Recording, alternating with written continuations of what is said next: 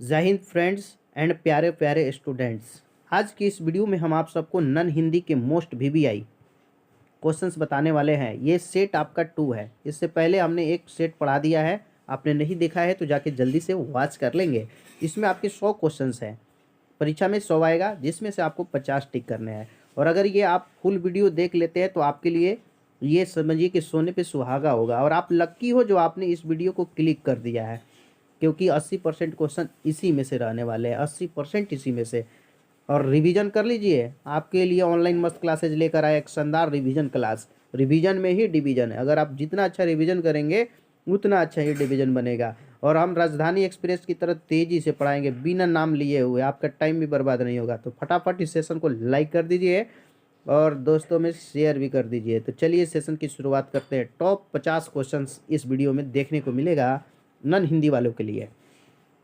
चलिए आपके सामने स्क्रीन पे फर्स्ट क्वेश्चन की शुरुआत हो चुकी है। लिखा है, ईर्ष्या तू न गई मेरे मन से, यह नमंद किसकी रचना है। बहुत अच्छा क्वेश्चन है ना। देख सकते हैं 4 ऑप्शन आपके सामने स्क्रीन पे दिख रहा है। तो यहाँ हमारा ग ऑप्शन इज राइट आंसर।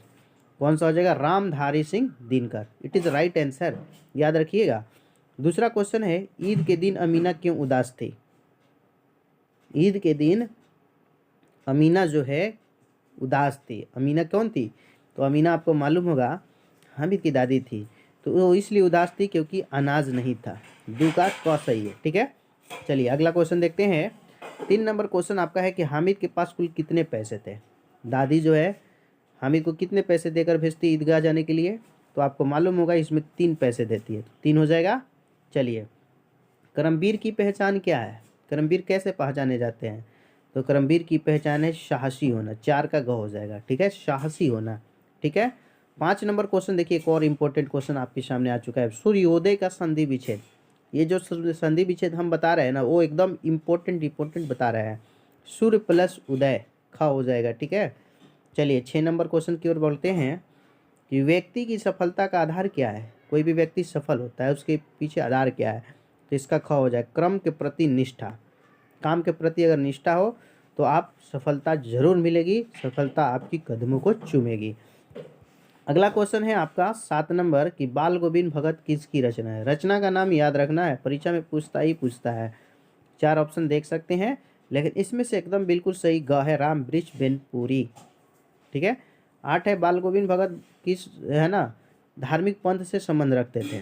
तो बाल गोविंद भगत जो थे किस धार्मिक ग्रंथ पंथ मतलब रास्ता, तो कबीर पंथी थे और कबीर पंथी टोपी भी पहनते थे। तो 8 का ख हो जाएगा। 9 नंबर क्वेश्चन है कि अमीना हामिद की क्या थी? दीदी थी? नहीं ना, दादी ना। हाँ, का ऑप्शन इज राइट आंसर, दादी वाले सही हो। पर्वत शब्द का पर्याय क्या है? पर्याय के मतलब उससे मिलता जुलता। तो 10 में हमारा सही होगा भूधर। भूधर मतलब पर्वत ही होता है, ठीक है। 11 है, नायक शब्द का सही संधि विच्छेद। बहुत अच्छा क्वेश्चन आ गया वीवीआई।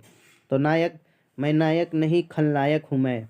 तो नायक का सही होगा, है ना, क्या होगा? ना प्लस अकनायक, ठीक है, ग इज राइट आंसर। 12 में चलते हैं, रुकना मना है, इतिहास रचना है ना परीक्षा में। 12, हामिद मेले से लाता है, क्या लाता है जी? तो सब कोई जानता है कि हामिद मेले से चिमटा खरीदता है। तो चिमटा इज राइट आंसर। 13, बाल गोविंद भगत अपने इकलौते बेटा की मृत्यु पर क्या कर रहे थे।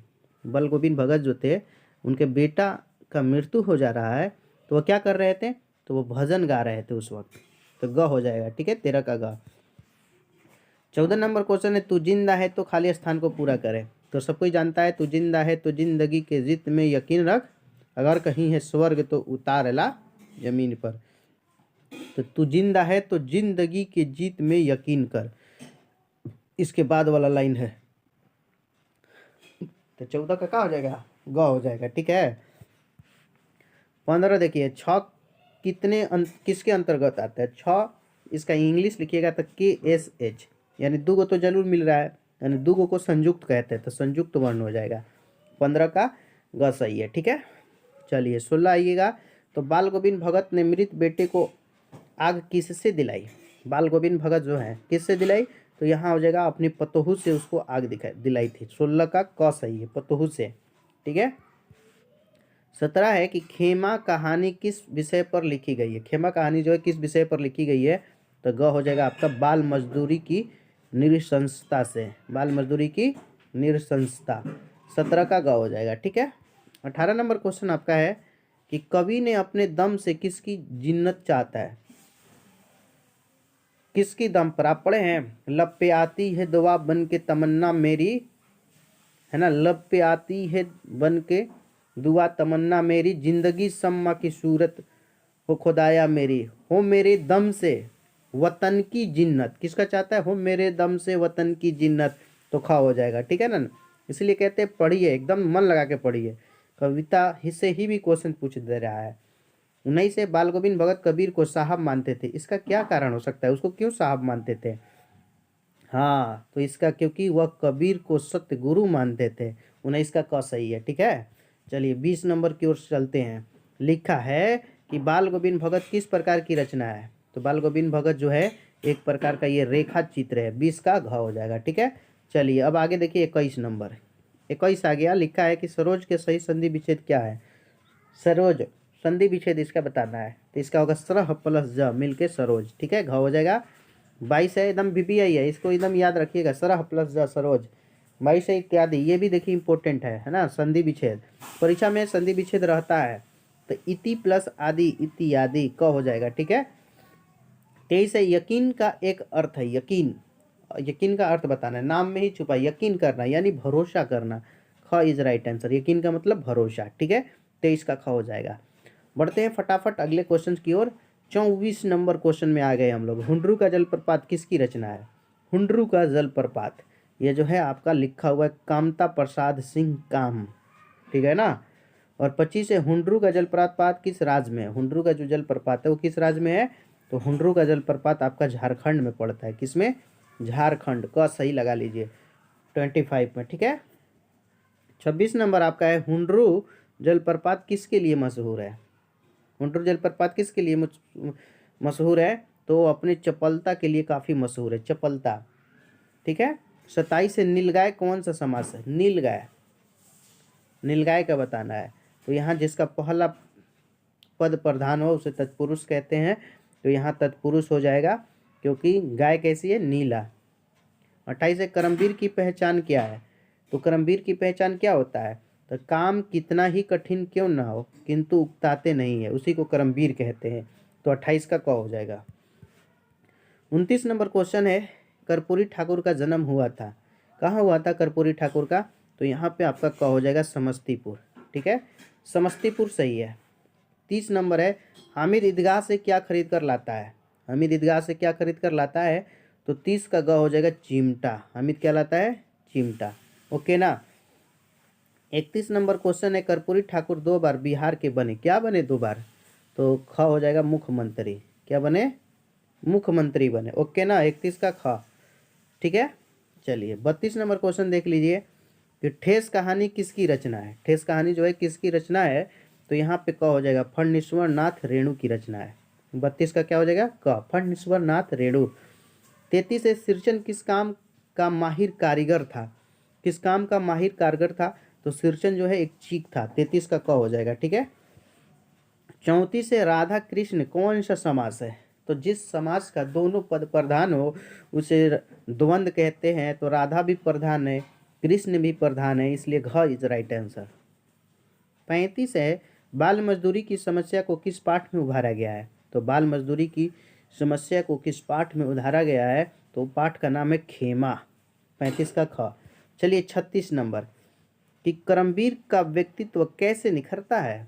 तो करमवीर का जो व्यक्तित्व है बाधाओं से जूझते हुए कर्मशील रहने के बाद दर्शाता है। 36 का क हो जाएगा।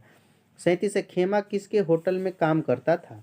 तो खेमा जो है ना कशारा के, है ना, काम करता था होटल में। 38 है कि सिरचन को पान की बीड़ा किसने दिया था। तो इसमें हो जाएगा मानू। मानू नाम का एक व्यक्ति था, उसी ने पान की बीड़ा दी थी। 39 है, नीलकंठ किस समाज का उदाहरण है। इसको हमने पीछे पढ़ा था ना, तो आपका नीलकंठ, ओ सॉरी वो नील गाय था, तो नीला है जिसका कंठ यानी शंकर, बहुव्रीहि समास हो जाएगा। अलग अर्थ रखने वाले को बहुव्रीहि कहते हैं। 40 है, निम्नलिखित में कौन सा शब्द जो है शुद्ध है, शुद्ध बताना है। तो यहाँ शुद्ध जो है ग्रीष्म, ये जो लिखा है ना ख वाला, एकदम शुद्ध लिखा है। 41 है कि बाल गोविंद भगत अपने खेत की कुल पैदावार किसको भेंट करते थे? तो बाल गोविंद भगत कबीर मठ वाले थे, कबीर पंथी थे, इसलिए कबीर पंथी मठ हो जाएगा 41 का ख। और 42 है बच्चों की दुआ प्रार्थना गीत किनकी रचना है?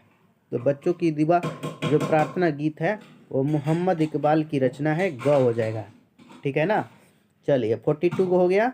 43 देखिए, बाल गोविंद भगत कार्तिक में क्या गाते थे? तो कार्तिक में जो गाते थे उनका नाम था प्रभाती। क्या गाते थे? प्रभाती। 44 है कि बाल गोविंद भगत की उम्र थी? तो बाल गोविंद भगत जो थे ना उनका उम्र लगभग 60 साल से ऊपर था, ख हो जाएगा। ठीक है। और 45 है विक्रमशिला विश्वविद्यालय के प्रथम आचार्य कुलपति कौन थे? तो इसमें आपका सही जवाब 45 का ग होगा, हरिभद्र।